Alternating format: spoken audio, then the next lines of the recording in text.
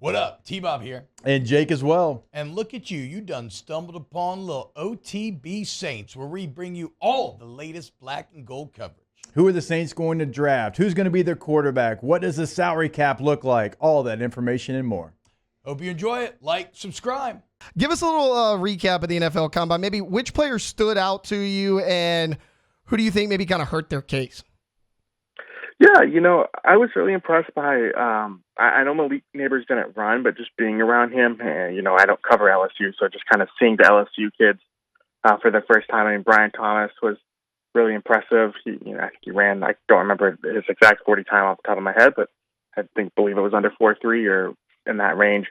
And so, yeah, I don't necessarily know who hurts their case. A lot of the combine, at least for beat reporters, is just going there, trying to network with, honestly, Saints people or other NFL people. And, I was just in Florida for the owners' meetings, and it was kind of interesting, they're a month apart or weeks apart even. And, with something like Ryan Ramczyk, Dennis Allen was a lot more optimistic at the combine than he was at owners' meetings for Ryan Ramczyk's kind of future, or at least how he's recovering from that knee injury. So a lot can change in a few weeks. So, but yeah, the combine was a fun time.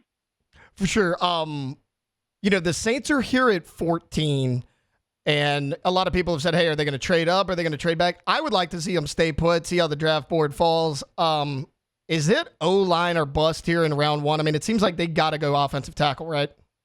Yeah, I wouldn't be shocked if they necessarily went, Dennis Allen mentioned that they could use another pass catcher. So what does that look like? Maybe that means Brock Bowers at number 14, even a guy like Brian Thomas. He's rising up draft boards the way people think he is. But besides those two, I mean, I really do think, or maybe if one of the receivers falls on the draft board, I don't think Neighbors would ever get to 14, but, like that. But besides that, I mean, yeah, I do think they're bust. I mean, they really haven't addressed it in free agency. I know they signed Oli Udoh, but they still have a pretty big hole at left tackle right now, and I think the easiest way to fill that is with the 14th pick. Okay, let's say that there's a decent amount of left tackles out there. Is there a guy out there that you think is a really good fit for the Saints where it's like, hey, if this guy's there, regardless of what other tackles are there, the Saints got to jump on him?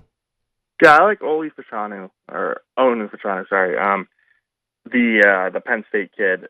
Just, he has a lot of experience starting at Penn State, didn't give up a tackle or didn't give up a sack in college, according to Pro Football Focus. Just a real stout, really excelled at pass blocking. And, I think we kind of both agree that the Saints have probably missed on Trevor Penning, and I'm kind of trying to look back at that and say, or what mistakes can the Saints avoid again? And, Penning coming from Division II, not having that higher level of competition, maybe a little over-aggressive in his technique. I don't think Fashanu has really any of that, those concerns. I like Fashanu. I don't think Joe Alt, he'd be the other guy for me. But, I think Fashanu is the one right now that I'd be leaning toward if he was available. Yeah, there's a lot of people that are actually mocking Olu Fashanu to the Saints at 14. I agree with you. I think that'd be a great pick. We talked about receiver a little bit earlier. Dennis Allen saying that the Saints need to add a pass catcher. Not necessarily first round, but like second round. Keon Coleman's a guy that's been brought up a lot. Roman Wilson, Xavier Legette. Is there a guy that you really like for the Saints as far as pass catchers, maybe in that second round at that 45 area? Yeah, not necessarily. I mean, Coleman is interesting. I don't know if he'll be there. I'm kind of more interested to see, what type of receiver, if they do draft a receiver, that they want. Like they have a kind of a need for possession receiver after releasing Michael Thomas. I know A.T. Perry could fill that role, but a lot of faith to put on a guy who was drafted in the 6th round a year ago. They brought in Cedric Wilson, but don't forget they're switching offensive schemes here. So with Clint Kubiak, do they look for more of a kind of a yards after catch type of receiver, some guy who can create in space? I think Chris Olave could do that at Bass. We'll see how this offense goes, but I'm just kind of interested more in what type of receiver. And, he said pass catcher, so I don't think tight end is off the board either. Yeah, a couple tight ends have been mocked to him, like way in the later rounds, like a Jaheim Bell is one that's been brought up a lot out of Florida State. How do you think he would fit with the Saints? Yeah, I haven't done a lot of research into the second class right now, just because I've done more offensive line, even defensive line, kind of look at more at the top. But I do think, just generally speaking, they had those 3 fifth-round picks, and so having that on day 3, assuming they don't trade up or trade those picks away, I think it gives the Saints a little bit of flexibility to take kind of a position that they may be set on that isn't a huge need, but they can still afford to have, some flexibility there. Because I think tight end, it's not the best position on New Orleans roster by any means, but I think it's a solid group overall. So if they didn't address it in the draft, maybe that's a position they look to fill in the kind of the back half free agency. But I think they're pretty set there. Matthew Perez joining us right now. Matt, if for some reason, pieces fall a certain way and the Saints don't take a pass catcher in this draft, what are your thoughts about A.T. Perry kind of making a year or two jump? Because he's a guy that a lot of people seem to be excited about. Yeah, I really liked what he did for them at the kind of the back half of the season. He showed some really impressive verticality, or being that kind of threat in the red zone. I know he had that miscue with Derek Carr in, I believe, the Falcons game, but he made up for it in the finale the last time they played the Falcons. And, I do think there's something there. A lot of people, when the Saints kind of have didn't believe that he lasted until the 6th round, had a really productive college career. So, I do think there's potential there. It's just, I think you've got to be careful when you're the Saints if, you can't necessarily rely on it too much, but I do think there is potential there. You just can't pencil him in. But, that he's going to have to compete and prove he's worthy of a spot, but I think he can do it for sure. And, we've been talking a lot about the offensive line, but, somewhere else that's a little bit of a concern is on that defensive line. Who are some defensive tackle prospects you've been looking at?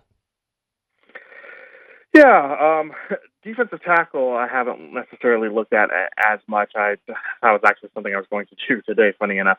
But, I do think, that they lost Malcolm Roach in free agency to the Broncos. They would like to improve their run defense overall. That is another position that I think in the later rounds on day 3 that they could address for sure. I mean, they invested so heavily in that position last offseason, and I think they got solid returns, but you would also expect someone like Brzee to make another leap in here too. They have Hebert still under contract. I think they're okay at that spot, but I do think they will miss Malcolm Roach. And so, yeah, if you look at the later rounds of the draft, I think that's kind of the area where it makes sense for them.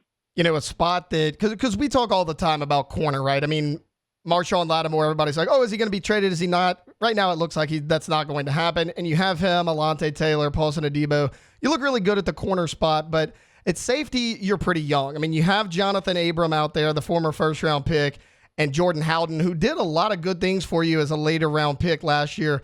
Are they comfortable with those two guys? Because they haven't been super aggressive in free agency, or could you see them targeting a safety in this year's draft? Yeah, it kind of depends on how it shakes out. I think that they don't forget they re-signed Tyrann Mathieu. They reworked his deal, so he's back at least for another year. They re-signed Ugo Amadi, who played well down the stretch in nickel situations after Alante Taylor got benched there. They have some bodies to work with. I think they would expect another jump out of Howden for year 2. But I do think, if there is a safety sitting there, maybe in the later rounds, that's an area they could target. But I'm going to let those guys compete and see how it shakes out for the slot across from Matthew. All right, that is Matthew Perez, Saints beat reporter. Matthew, I've kept you long enough. Thank you so much for hopping on with me today. No, anytime. All right, that was Matt Perez, Saints beat reporter for Times-Picayune and The Advocate. Wow, just amazing black and gold takes right there, Jake. I don't think I've ever heard any takes that are better than the two guys that just gave you that take. And you can keep getting them by going ahead and liking, subscribing, ringing the bell to get notifications when we post. Have a great day. We'll see you on the next OTB Saints.